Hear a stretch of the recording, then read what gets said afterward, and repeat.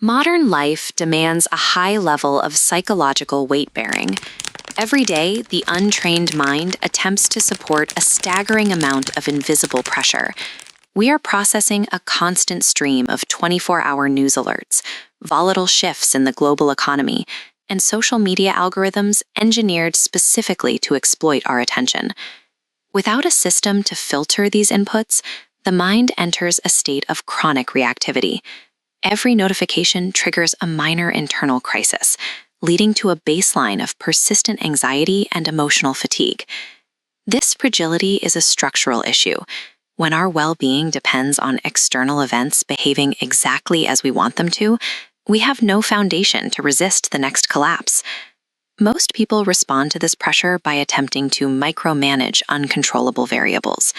This illusion of control creates a cycle of panic, where the more we try to force a specific outcome, the more vulnerable we feel. Others try total emotional suppression, the pop culture bro-stoic misconception. Burying these feelings merely creates a pressurized internal environment that eventually leads to burnout. Ancient Stoicism offers a third option, a cognitive architecture designed to process the chaos of reality.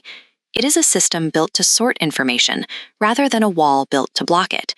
Stoicism treats resilience as an active, structural system built into the brain's decision-making process. To see how this architecture functions, we can trace a specific stressor. Imagine receiving a harsh, highly critical email from your boss. The mind often inflates this event with catastrophic storytelling. We immediately jump from a few lines of text to conclusions like, "I'm a failure," or "I will lose my home." This is where the Stoic employs objective representation. As the jagged, chaotic stressor moves along the cognitive pathway, it hits a restrictive filter. This gate strips away the internal narrative, reducing the event to its objective facts, words on a screen. By isolating the objective reality, the mind stops the self-inflicted damage caused by a runaway imagination. Now simplified, the event reaches the primary load-bearing pillar of the system, the dichotomy of control. The mechanism operates on a binary sorting criteria. Is this outcome entirely up to me? It rejects the boss's opinion, company finances, and past mistakes. These external variables fall away. Only the internal response remains on the path. This sorting is an act of radical acceptance. The Stoic acknowledges these external factors exist, but declines to assign them any mental weight or importance. The dichotomy of control severs the emotional attachment to outcomes you have no power to guarantee. When the mind stops attempting to solve variables that have no solution, it reduces the cognitive load previously wasted on circular thinking.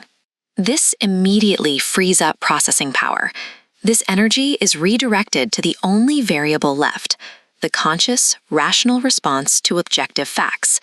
This powers the practice of amor fati, or the love of fate. The Stoic takes the remaining facts, no matter how difficult, and uses them as the fuel for their next action. By refusing to fight reality, the Stoic maintains the clarity required to take more decisive and rational action than a mind clouded by panic.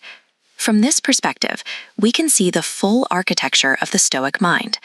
A Stoic experiences the same initial physiological shock of a storm as anyone else. However, their system processes that signal before it can escalate into a prolonged state of the stress. This structure prevents the compounding exhaustion caused by constant reactivity. It allows for sustained focus and deliberate action even during a long-term crisis.